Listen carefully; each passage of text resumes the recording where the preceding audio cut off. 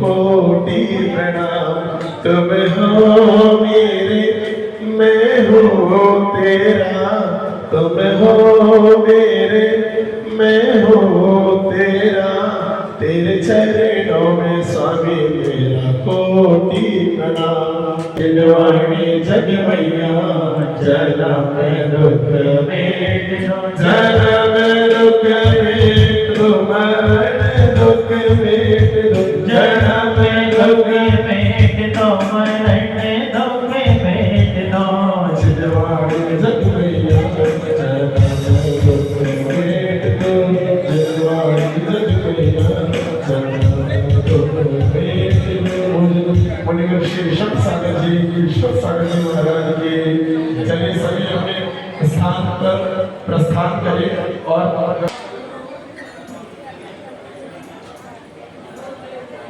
लो भैया दीपक जलाओ जलाओ जलाओ, अरे जलाओ जी।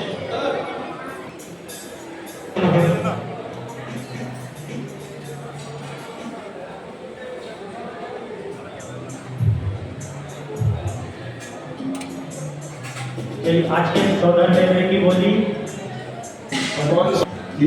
जनवरी दिया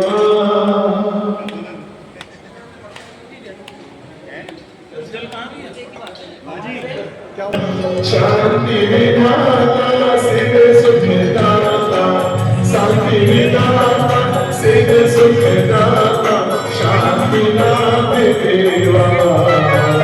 ओम जय जनवरी देवा।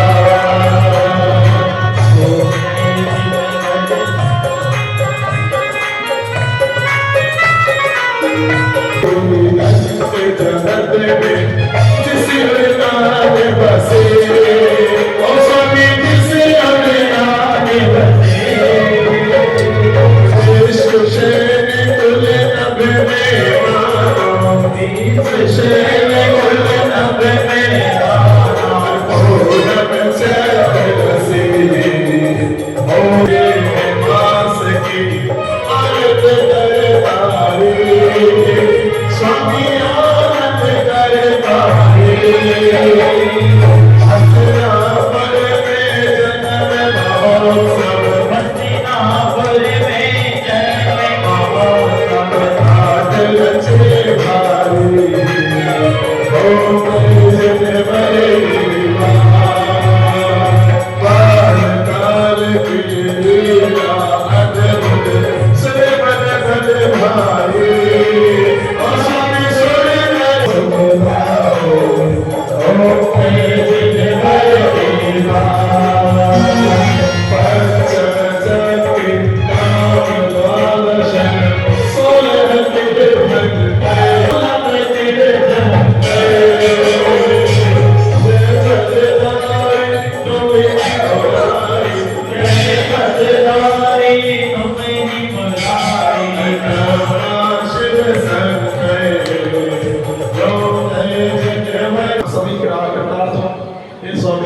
नमोस्तु नमोस्तु नमोस्तु महर्ष।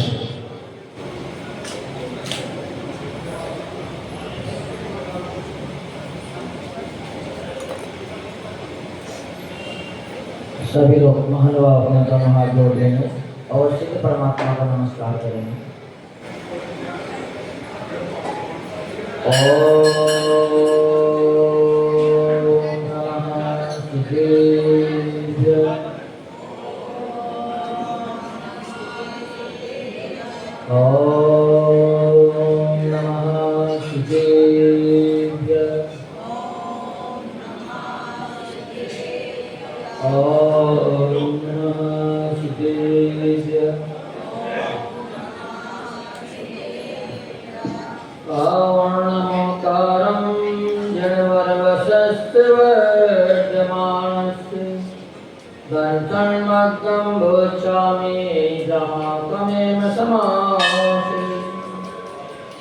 नमस्ते वर्तमानाय निर्दोषकल्यात्मने,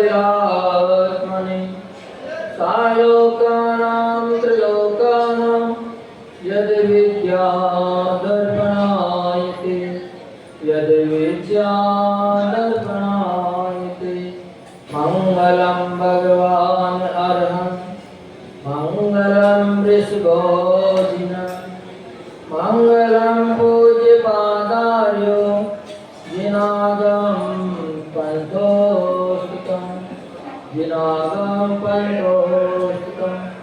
यो 1008 देवादेव विश्ववंदनीय श्री आदित्यनाथ भगवान की जय।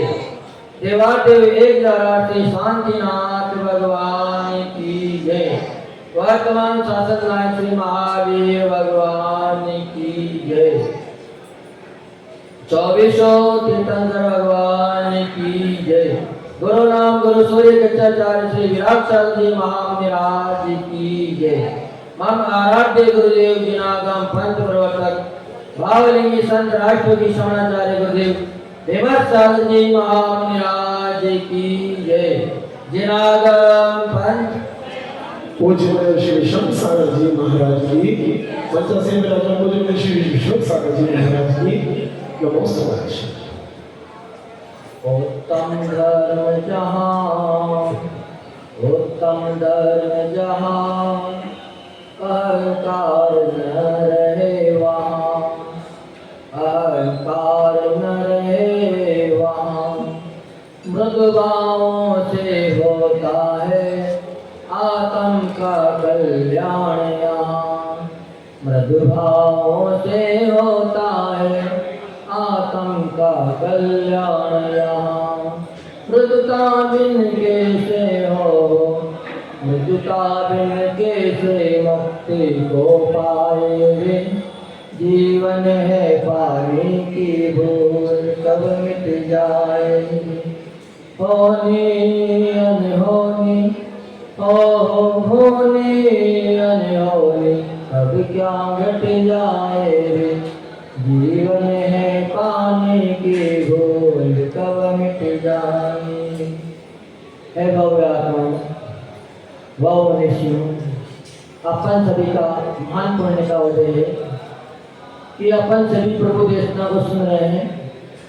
भगवान महावीर के शासन में अपन ने सबने जन्म लिया और उन्हीं की देवताओं को अपन सब आत्मसात कर रहे हैं, क्योंकि उनकी देवता अपना आत्मा का कल्याण करने वाली है, आत्मोत्थान करने वाली है, अपने जैसे बनाने वाली है। और बाकी संसार में जितने भी जीव हैं सब रागद्वेषी हैं। कोई राग की बात करता है तो कोई द्वेष की बात करता है। तो राग द्वेष की बात से कभी भी अपना कल्याण हो नहीं सकता। आचार्य भगवान ने कल अपने को बताया था, क्षमा के बारे में अपने को बताया था कि 10 लक्षण का शुभारंभ, जीवन का शुभारंभ, धर्म का शुभारंभ हमेशा क्षमा से होता है। क्षमा करना आसान नहीं है। सबसे बड़ी संसार में कठिन काम है तो वह है क्षमा। क्षमा के लिए आचार्य भगवान कहते हैं कि ये वीरों का आभूषण है। हर कोई कायर व्यक्ति क्षमा नहीं कर सकता। क्षमा करना बहुत कठिन काम है। तो कल अपन ने क्षमा के बारे में समझा था। आज जो 10 लक्षण धर्म का दूसरा लक्षण है मार्ग और धर्म। अपने को आज समझना चाहिए कि जीवन का उत्थान किसमें है, आकड़ में है या मृदु होने में है।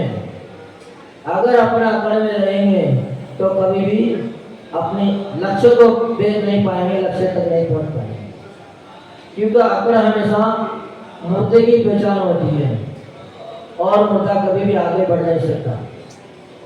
जैसे ही व्यक्ति मरण को प्राप्त होता है तो थोड़ी ही देर में पूरा शरीर अकड़ जाता है, जिसके कारण जलन बंद हो जाती है।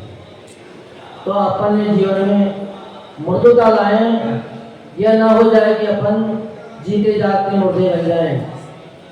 तो कुछ मृदुता होनी चाहिए, विनय जीवन में होना चाहिए। अगर विनय नहीं है तो आप सब कुछ कर रहे हो, आपका सब कुछ निरर्थक है। विनय एक ऐसी चीज है जो मिट्टी के गुरु से भी शिक्षा प्राप्त कर सकता है। आप सभी ने उदाहरण सुना होगा एकलव्य का। एकलव्य के जीवन में कोई साक्षात गुरु नहीं आए थे, पर गुरु के प्रति उसका समर्पण था, श्रद्धा थी, आस्था थी। तो उन्होंने मात्र एक मिट्टी के लोंदे को गुरु का आकार दिया था और उसी को गुरु मानकर उनके प्रति समर्पण कर दिया था कि आज से ही आप हमारे गुरु हो, जो भी सिखाना है आप सिखाओगे, अच्छा सिखाओ या बुरा सिखाओ। तो जब समर्पण आ जाता है, विनय आ जाती है, मृदुता आ जाती है, तो निश्चित ही उस जीव का उद्धार हो जाता है। और उस एकलव्य ने मात्र मिट्टी के गुरु से भी शिक्षा प्राप्त कर ली। फिर आपको तो साक्षात अनंत तीर्थंकरों का सानिध्य मिला है, अनादि से देशना प्रभु की सुनते आ रहे हैं। और आज भी इस पंचम काल में भी, जहाँ सभी कहते हैं कि पंचम काल महादुखदायी, पर विभिन्न दुखदायी काल में भी आपको गुरु मिले हैं, प्रभु का सानिध्य मिला है, पर अकड़ किसी की नहीं जा रही है। जब तक अकड़ नहीं जाएगी तब तक आत्मा का कल्याण होना नहीं है। मार्दव धर्म में कहते हैं कि मार्दव भावा मार्दवा, मृदुता का भाव ही मार्दवपना को लाने वाला है। मिट्टी जितनी मृदु होती है, कुंभकार उतना ही प्रसन्न होता है। कुंभकार को और कुछ नहीं चाहिए, कुम्हार है मात्र जितनी उसको मुलायम मिट्टी मिल जाती है, मृदु मिट्टी मिल जाती है, उतने ही उसकी खुशियों का पार नहीं रहता है। क्योंकि उसको जानकारी है कि कभी भी कंकरीली मिट्टी से हम घड़ा नहीं बना सकते, कंकरीली मिट्टी को कभी आकार नहीं दे सकते। मूर्त का आकार, घड़े का आकार मृदु मिट्टी ही ले सकती है। क्योंकि जब तक जीवन में मृदुता है तो उसको अपन जैसे झुकाना चाहेंगे वैसे झुक जाएगा। पौधा है, आप जहाँ घुमाना चाहोगे वहाँ झुक जाएगा, पर बड़ा होने के बाद आप झुकाने का कितना भी प्रयास करो वो टूट तो जाएगा लेकिन झुकेगा नहीं। तो अपन को इस 10 लक्षण धर्म से कुछ न कुछ सीखना है, इनसे शिक्षा लेनी है, मात्र सुनना नहीं है। एक शास्त्र में उदाहरण आता है मूर्तिकार का कि एक मूर्तिकार था, वो एक शहर में मूर्तियां बेचने आया। उसके पास एक से सुंदर 3 मूर्तियां थी, सबकी सूरत एक जैसी थी, रंग में मात्र फर्क नहीं था, न रंग में फर्क था न पॉलिश में फर्क था। पर जब बाजार में बेचने आया, लोगों ने उनका भाव मोलताल किया तो उसने सभी मूर्तियों का भाव अलग अलग बताया। एक मूर्ति की कीमत मात्र 500 रुपये बताई। जब दूसरी मूर्ति के बारे में पूछा गया तो 5000 रुपये बताए, और तीसरी मूर्ति के बारे में पूछा गया तो 5 लाख उन्होंने मूल्य बताया। जबकि एक ही धातु की सब बनी हुई थी, एक जैसा रंग रूप था, एक जैसा आकार था। लोगों को समझ में आ नहीं रही थी कि ये बात कैसे हो रही है। मूर्तियां सभी मिट्टी की है, एक मिट्टी की है भी नहीं कि अलग अलग मिट्टी की हो, रूप भी एक है, कलर भी एक जैसा कर रहा है, फिर भी इतना फर्क क्यों है। जब कोई समझ नहीं पाए तो मूर्तिकार से ही पूछा गया कि भैया इसका थोड़ा खुलासा कर दिए ताकि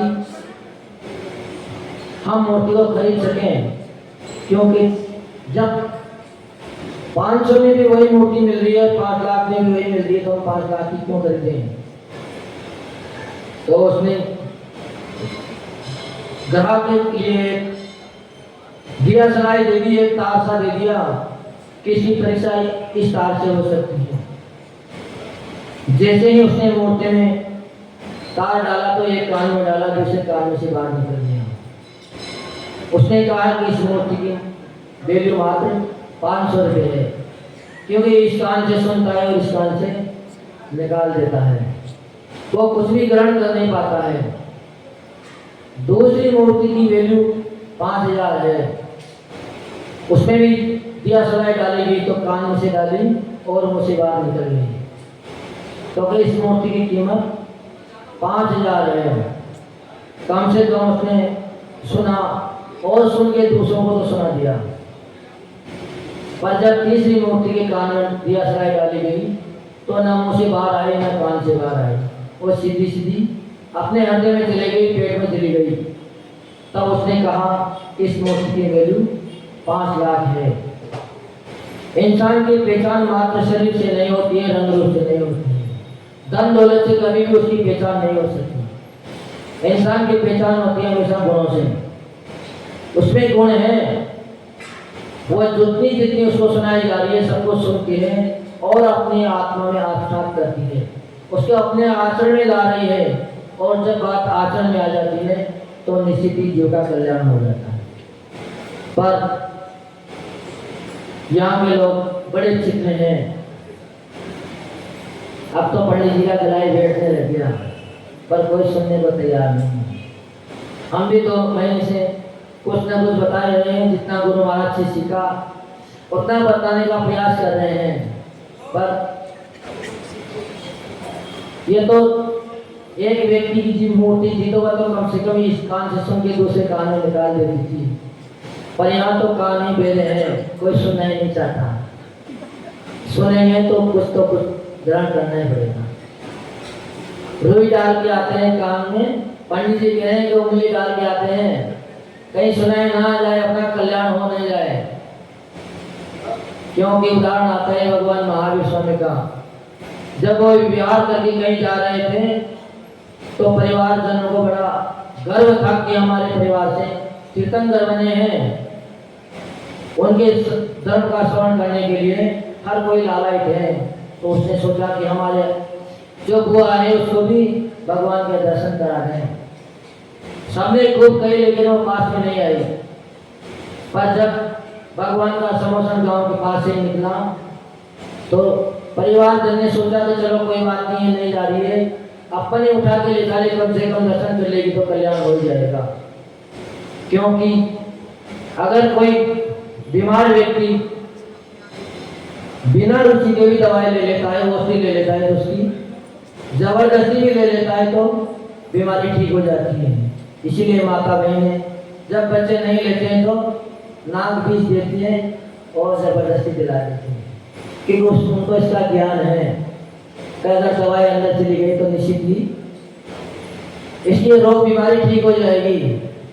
तो परिवार जनों तो ले गए बुढ़िया को, लेकिन बुढ़िया को इतना तीव्र मिथ्यात्व का उदय था कि जैसे ही महावीर का समोसन पास में आया, उन्होंने अपने दोनों आंखों में जो अपने पास दिया सलाई थी सुई से, जिसे वह रोज कपड़ा बुनती थी, दोनों आंखों में डाल दी कि हमें भगवान के दर्शन नहीं करने।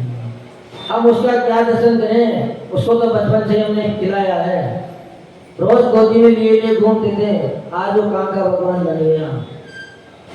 तो आपके अंदर जब तक श्रद्धा नहीं आएगी, समर्पण नहीं आएगा, विनय नहीं आएगी, तब तक आप कितने भी पूजा करते रहो आपके कुछ मिलने वाला नहीं। मात्र पूजा करने से कभी कुछ किसी को कुछ मिला नहीं है। जितना मिला है उतना विनय से मिला है, क्योंकि विनय आते ही शास्त्र पढ़ने की जरूरत नहीं है। आचार्य भगवान कहते हैं कि मात्र शास्त्र की विनय कर लेते हैं, शास्त्र को खोल के भी मत देखो, फिर भी आत्मा से ज्ञान प्रकट हो जाएगा। क्योंकि शास्त्र तो मात्र आपको जानकारी देने वाले हैं, ज्ञान कराने वाले नहीं हैं। गुरु आपको मात्र जानकारी देने वाले, ज्ञान कराने वाले नहीं हैं। ज्ञान तो आपके अंदर अथाह है, ज्ञान की कोई सीमा नहीं है। आत्मा में तो अनादि से ज्ञानवान है और ज्ञान उसको प्रकट करना खेल नहीं है। कोई जबल बिल्ले भी अपने आप में ज्ञान को प्रकट करने पाता है। जिनके जीवन में मृदुता आ जाती है वही ऊपर उठता है, उसी को ज्ञान की प्राप्ति होती है। अहंकार से कभी भी ज्ञान की प्राप्ति नहीं होती, क्योंकि हर व्यक्ति देने वाला सोचता है कि अंदर लेने की इच्छा है नहीं है, बिना मतलब कोई भी देने की इच्छा नहीं करेगा। और बिन पैसे अगर कोई वस्तु मिल भी जाती है तो उसका कोई मूल्य नहीं रहता है। कई परिवार ऐसे देखे हैं जिनको बाप दादाओं की संपत्ति मिल जाती है, बिन मेहनत पे मिल जाती है, तो उस संपत्ति को 2-4 साल में उड़ा देते हैं। वो संपत्ति और भी उनके दुर्गति का कारण बन जाती है। सब वेशों में लग जाते हैं, ऐसी में लग जाते हैं, लेकिन उसका सदुपयोग नहीं कर पाते। सदुपयोग वही व्यक्ति करेगा जिसके जीवन में समर्पण होगा, विनय होगी। तो आचार्य भगवान अपने को इस दृष्टांत में यही बता रहे हैं कि मार्दव धर्मेण समस्तानि व्रतानि संपूर्णताम ज्ञानति। मार्दव धर्मेण मुक्ति स्त्री स्वयं संपूर्णता को प्राप्त हो जाते हैं। जितने भी व्रत हैं, जितना भी ज्ञान है, मात्र मृदुता होते ही आ जाता है। क्योंकि मृदु व्यक्ति से, सरल व्यक्ति से हर कोई बातचीत करने की कोशिश करेगा। अगर कोई क्रोधी व्यक्ति होता तो पहले से कहते थे कि बहुत क्रोधी है, इसके पास हमें नहीं बैठना है। पर सरल व्यक्ति के पास हर कोई बैठने का कोशिश करते हैं। मार्ग से युक्त भव्य आत्मा का मुक्ति लक्ष्मी स्वतः ही आलिंगन कर लेती है। क्योंकि जब सरलता आ जाती है, अंदर बाहर एक हो जाता है, घमंड जब तिरोहित हो जाता है तो निश्चित ही उसके अंदर गुण प्रकट हो जाते हैं। और जिसके अंदर गुण है उसको हर कोई लेने की कोशिश करेगा, क्योंकि बिन गुण की वस्तु को कोई भी ग्रहण करने की कोशिश नहीं करते। तो अपने को गिराने वाले क्या है? कसाई। आज कौन सी कसाई का दिन है? उत्तम मार्ग और धर्म है, कसाई नहीं है। कसाई तो आज मान कसाई को दर्शा रहे हैं आज का धर्म अपने को। जब तक मान नहीं गिरेगा, अहंकार रहेगा, तब तक कितना भी ज्ञानी हो जाए वो आगे नहीं बढ़ सकता। इंद्रपुति ब्राह्मण था, उसके पास ज्ञान की कोई कमी थी? ज्ञान की कोई भी कमी नहीं थी उसके पास। उनके 1500 शिष्य थे, 500 शिष्य तीनों भाइयों के थे। पूरे 1500 शिष्य उनके पास पढ़ने आते थे। अब जो व्यक्ति प्रतिदिन 1500 शिष्यों को पढ़ा होता हो, उसके अंदर ज्ञान की कमी हो सकती, पर फिर भी ज्ञान की पूर्णता नहीं थी। जैसे ही सौदर मित्र को जानकारी मिली कि भगवान की देवता क्यों नहीं गिर रही है, तो भगवान की सभा में कोई गणधर नहीं है। तो जैसे ही इंद्रपुति ब्राह्मण के पास पहुंचे, बटक ब्राह्मण का रूप लेके पहुंचे, और उन्होंने जैसे प्रश्न पूछने की कोशिश करी, तो ब्राह्मण ने पूछा कि तुम कौन के शिष्य हो? कर दो। भगवान महावीर के शिष्य हैं, पर उन्होंने अभी मौन धारण कर रखा है, वो अभी कोई जवाब नहीं देंगे, और हमें एक जरूरी प्रश्न पूछना है, आप बता दो। तो अहंकार में भूल गया, तो क्यों नहीं बताएंगे? एक नहीं, आप 10 पूछो, सबका जवाब दे देंगे। पर जैसे ही सौदागर ने एक मात्र प्रश्न पूछा, उसका जवाब भी उसे नहीं मिला।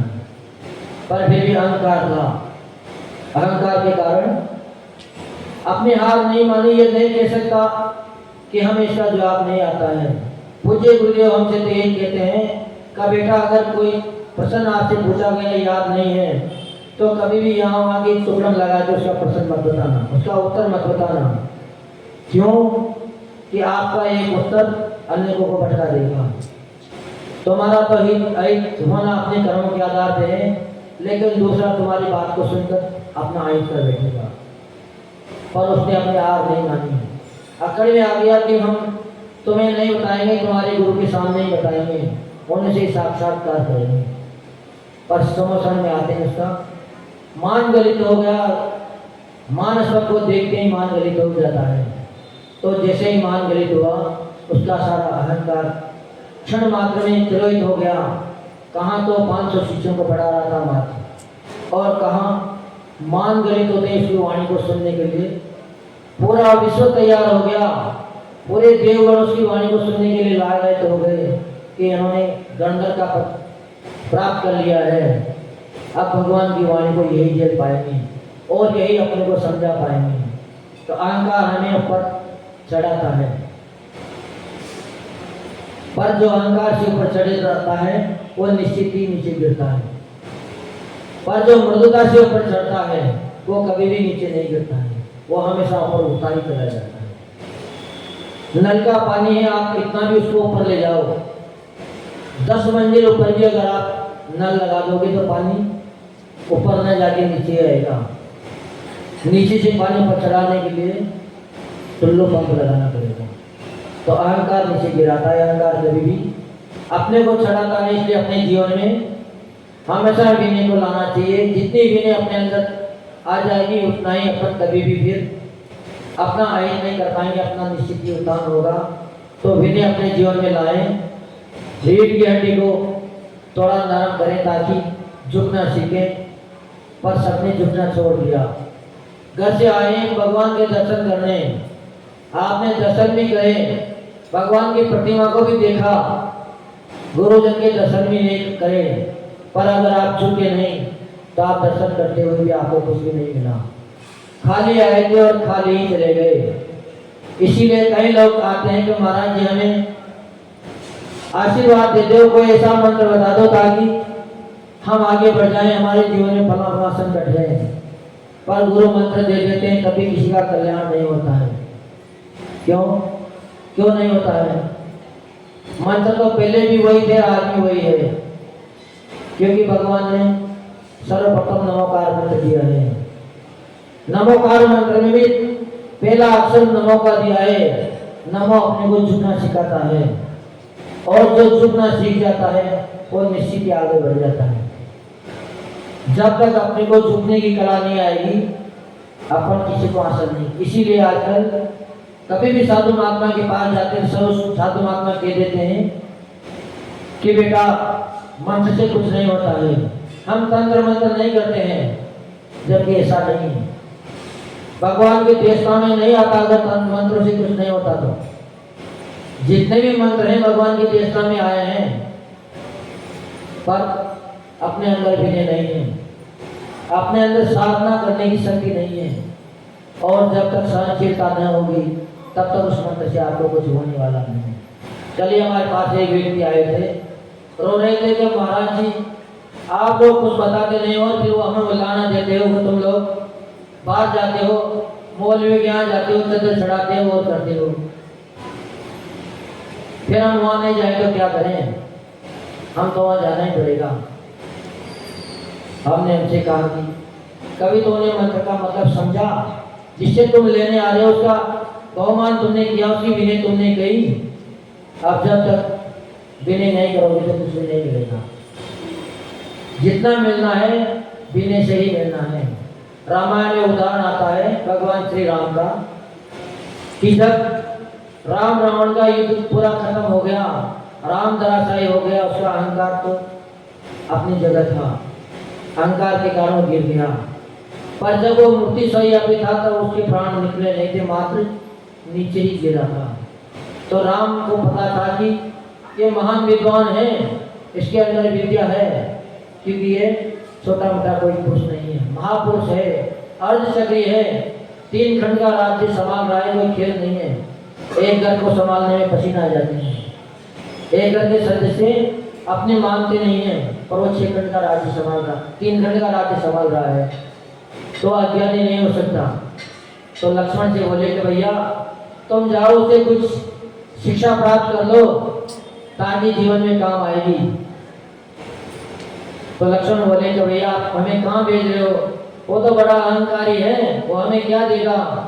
अगर अहंकार नहीं होता तो आपने इतनी बार समझौता करने की कोशिश करी, इतने बार उसके पास प्रस्ताव भेजे, पर वो एक बार भी झुकने को तैयार नहीं हुआ, जबकि वो वस्तु तो उसकी थी नहीं। सीता माता उनकी नहीं थी, वो तो चोरी करके ले गया था, पर ऐसी बात नहीं थी।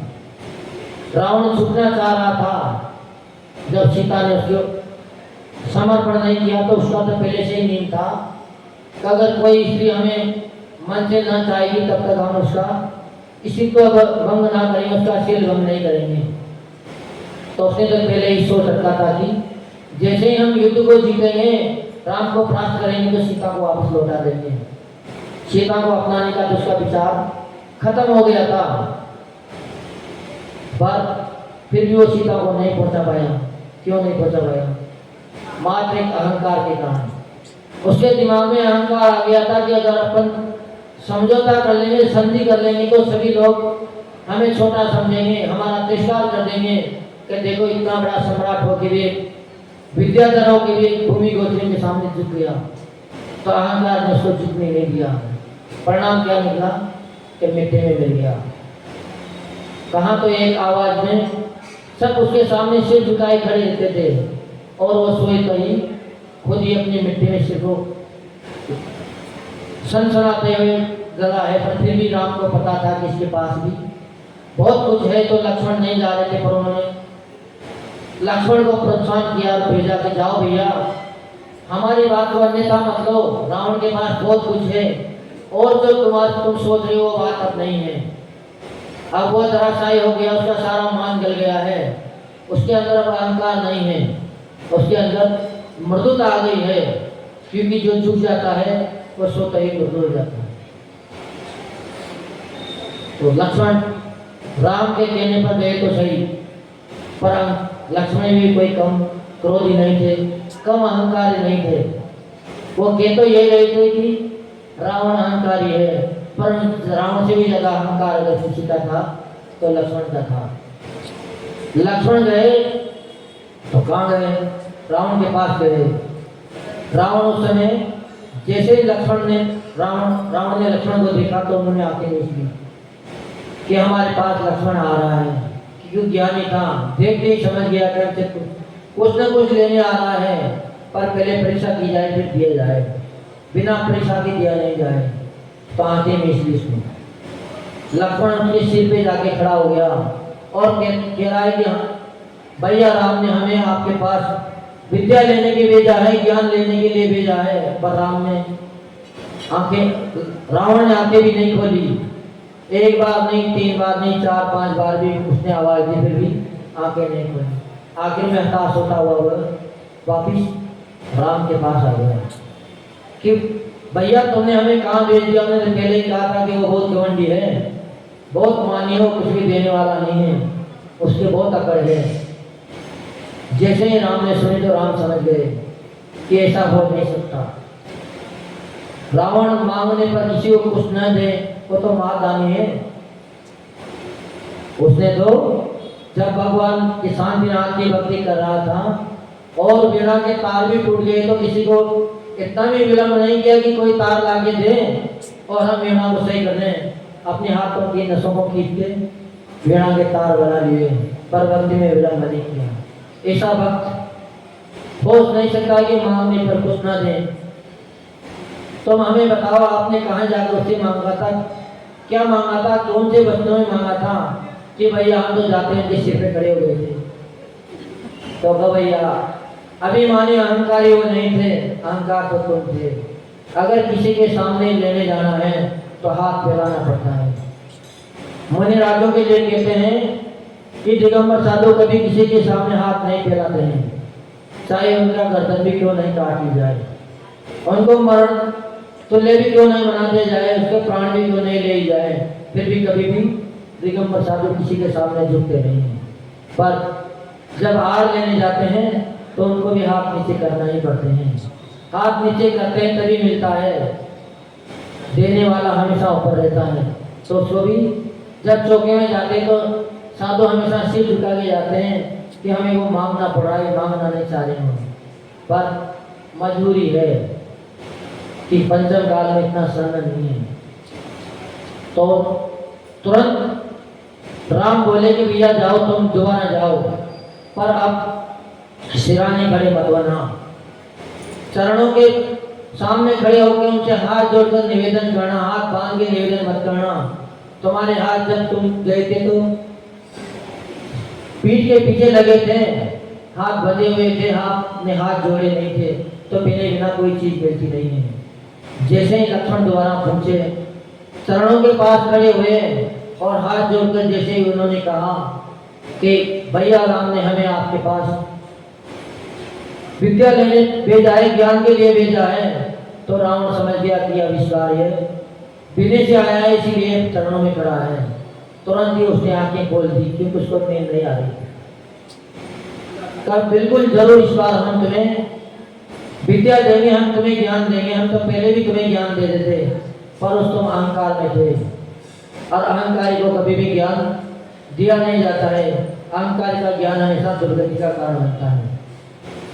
जब भी फलीभूत होता है तो विनयवान ही ऊपर उठता है, विनयवान को ही ज्ञान की प्राप्ति होती है। तो रावण ने भी उसको फिर शिक्षादि ज्ञान दिया, पहला ज्ञान दिया उसने कि तुम हमें अपने धनुष बाण दे दो। लक्ष्मण ने सहज में ही धनुष बाण उसको दे दिए। तो रावण ने क्या कहा कि शत्रु कितना भी कमजोर हो उसको कभी भी अपनी कमजोरी नहीं बताना चाहिए, अपना शस्त्र उसको देना नहीं चाहिए। अगर मैं चाहूं तो इस समय तुम्हारा वध कर सकता हूं, तुम्हें मार सकता हूं, मैं नीचे गिरा हूं, लेकिन अभी भी हमारे अंदर इतनी शक्ति है कि एक बार में तुम्हें मार सकता हूं कि तुम नहीं अच्छे हो, पर तुम हमारे शिष्य बन के आए हो। गुरु कभी भी शिष्य का अहित नहीं करता, हमेशा गुरु शिष्य को ऊंचा उठाने की कोशिश करते हैं। अगर वो कहीं भेज भी रहे हैं, दुर्गम स्थान पे भेज रहे हैं, तो गुरु सोचते हैं कि अगर वहां जाएगा तो ये कुछ सीख के आएगा। हो सकता है कुछ परेशानी उठाना पड़े, लेकिन इसका जीवन उत्थान को प्राप्त हो जाएगा। तो अपने को आज के धर्म से अपने जीवन में मधुरता लानी है, और जितनी मधुरता आप लाते जाओगे उतना ही आपका जीवन सफल होता जाएगा। सम्मान लेना ना सीखे, सम्मान देना सीखे। जिस दिन आपको सम्मान देना आ जाएगा, आपको स्वतः ही सम्मान मिलने लग जाएगा। और आप अगर सोचोगे हम किसी को सम्मान ना दें, तो आप कितने भी बड़े व्यक्ति बन जाना, कितने भी विद्वान बन जाना, आपको कहीं भी सम्मान नहीं मिलेगा। क्योंकि हमेशा उसी को ही मिलता है जो देते हैं, और जो ना दें उसको कुछ मिलने वाला नहीं है। पर दे उसी को ही जिसके अंदर योग्यता हो। बिना योग्य व्यक्ति को भी कुछ नहीं देना चाहिए, पर अगर समर्पण आ जाता है तो निश्चित ही मिल जाता है। एकलव्य को गुरु द्रोणाचार्य ने कुछ नहीं दिया। क्यों नहीं दिया? क्या वो शिष्य को कुछ नहीं देना चाहते थे? पर गुरु द्रोणाचार्य जानते थे कि ये एक वीर का लड़का है, अगर हम इसको ज्ञान दे देंगे तो ये अपना अहित कर बैठेगा। क्या कर बैठेगा? अहित कर बैठेगा, क्योंकि ये तो जंगल में शिकार करेगा और पाप कर्म का बंद करेगा, नरक निगोद में चला जाएगा। क्योंकि गुरु कभी भी अहित नहीं चाहते हैं। पर जब उसने वो योग्यता हासिल कर ली, अपना समर्पण गुरु के चरणों में दे दिया, तो उसने मिट्टी से भी वो शिक्षा प्राप्त कर ली जो अर्जुन साक्षात द्रोणाचार्य से नहीं कर पाया। अर्जुन को वो शिक्षा प्राप्त नहीं हुई थी, पर एकलव्य ने बिना गुरु के ही वो शिक्षा प्राप्त कर ली। तब पर ये ना सोचें कि हमारे सामने साक्षात तीर्थंकर नहीं है। जितनी मिने अपन ज्यादा करेंगे उतने अपने को उतना ही फल मिलेगा जितना चतुर्थ काल में साक्षात तीर्थंकर की प्रतिमा से मिलता है। साक्षात तीर्थंकर के शरीर से मिलता था, उतना ही पुण्य अपने को, उतना ही ज्ञान अपने को मातृस्पासन की प्रतिमा से मिल सकता है। क्योंकि इसमें भी वही गुण है।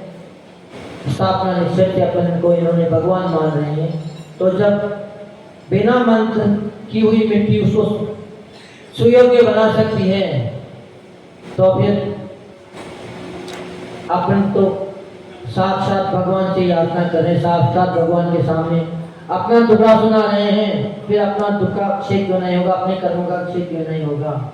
निश्चित ही होगा। पर होना चाहिए आपके अंदर समर्पण, आपके अनुभव में मृदुता। तो अपन जितनी मृदुता ज्यादा लाएंगे उतना ही आप अपना कल्याण कर पाओगे। तो आज के धर्म से सभी को सीखना है कि अपन कभी भी अहंकार में ना फंसे। किसी को दें तो दे दो जरूर, लेकिन उसका अहंकार न करें, क्योंकि अहंकार करने वाले का कभी फल मिलता नहीं है। जो अहंकार से देता है उसको भी कुछ नहीं मिलता है। पर जिसमें गुण होता है वो अहंकारी को भी चुका देता है। एक साधु का दृष्टांत आता है छोटा सा, और जब साधु महाराज कहीं जाते हैं तो एक महिला पूरे गांव में ऐसी थी को कभी किसी को कुछ देती नहीं थी। जब भी साधु महाराज उनके पास जाते थे कमंडल में, कभी वो पुराना कपड़ा डाल देती थी, कभी मिट्टी डाल देती थी, कभी कचरा डाल देती थी, पर साधु महाराज को कुछ नहीं देती। कभी गालियां देती थी, कभी उल्लाना देती थी, पर साधु महाराज ने हार नहीं मानी। वो प्रतिदिन जाने लगे। अब रोज रोज जाते तो पहले तो मात्र गालियां सुनाती थी, पर एक दिन उसने क्या किया, वो पोछा लगा रही थी, घर का साफ सफाई कर रही थी, तो उसने पोछा ही उसके कमंडल में डाल दिया। साधु महाराज ने उसको बहुत आशीर्वाद दिया, तो बहुत बेटा तुम्हारा बहुत कल्याण हो, कम से कम तुझने आज देना तो सीख लिया, कुछ तो दिया हमें। भोजन नहीं दिया कोई बात नहीं, तुमने साफ सफाई करने वाला गंदा कपड़ा ही दिया, पर कम से कम तुम देना तो सीख गई। हम यही चाहते थे कि तो तुम देना सीख जाओ। तो हम भी यही गुरु महाराज ने यही सिखा के भेजा कि बेटा जितना तुमसे हो सके उतना देने की कोशिश करना।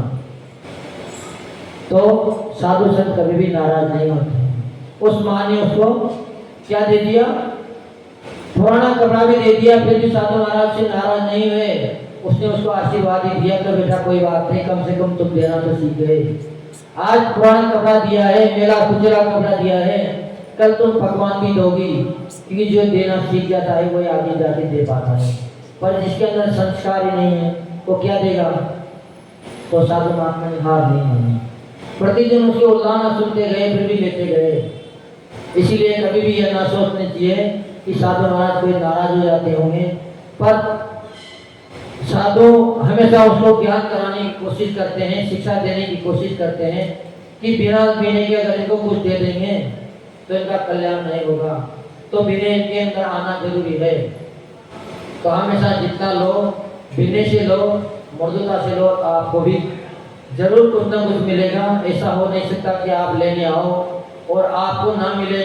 इस संसार में अगर उत्कृष्ट वस्तु देने वाले अगर कोई है तो या तो देवादिदेव अनंत देवी हैं, उनके अलावा किसी के पास भी उत्कृष्ट माल नहीं है।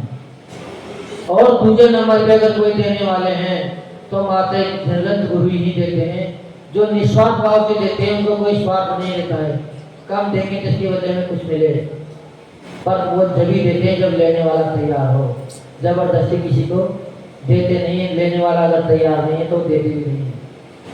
तो अपन लेना सीखें, ले तभी पाओगे जब आप विनय को अंगीकार कर लोगे, इस धर्म को अपने जीवन में उतार लोगे, तो आपका निश्चित ही उत्थान हो जाएगा।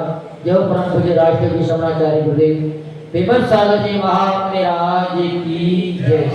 पूज्य गुरु श्री विश्व सागर जी महाराज की, पूज्य गुरु श्री विश्व सागर जी महाराज की जय हो। चलिए सभी खड़े हो जाए जयवाणी स्तुति के साथ। बहुत अच्छे भाव से पूज्य जी ने आपको जो बात समझाई है वाकई में उत्कृष्ट है।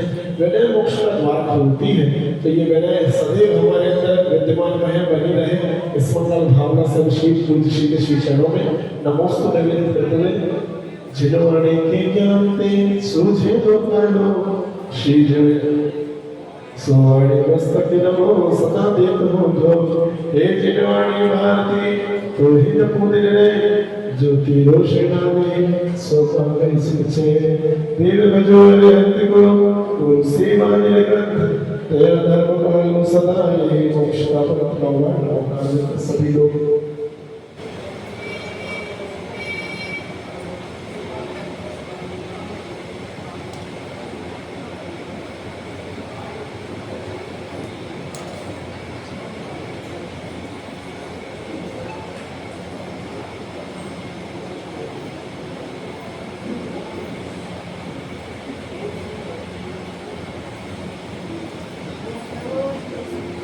भगवान की पूजा बड़े मनोयोग से करें और उत्कृष्ट से उत्कृष्ट सामग्री चढ़ाने की कोशिश करें।